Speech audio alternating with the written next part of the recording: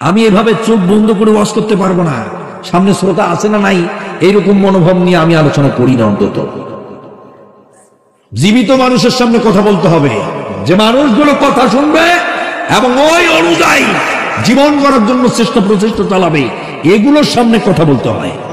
কিন্তু মরা মানুষ, আধা মরা মানুষের সামনে কথা বললে কি হবে? আস্তে আস্তে বলবেনি? আচ্ছা ঠিক আছে, দেখবো কদ্দূর বলে এবার। সম্মানিত ভাইয়েরা, তাহলে বিষয়বস্তু হচ্ছে আল্লাহর কাজের জন্য মানুষ এখন জীবন ব্যয় করে, নাকি এই দুনিয়ার আইন প্রতিষ্ঠার জন্য মানুষ জীবন ব্যয় করে? কোনটা?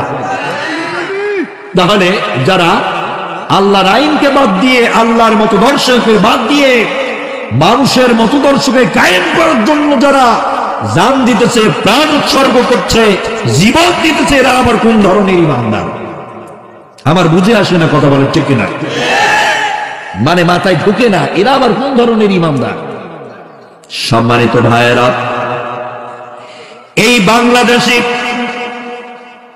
1971 থেকে 2024 সাল পর্যন্ত আমরা দেখেছি এই দেশের মধ্যে যতগুলো ইমানদার আর যত মুত্তাকি পরহেজগার মানুষেরা এসেছে, তাদের অধিকাংশ মানুষ এরা মানুষের মতদর্শ কায়েম করার লক্ষ্যে কাজ করেছে।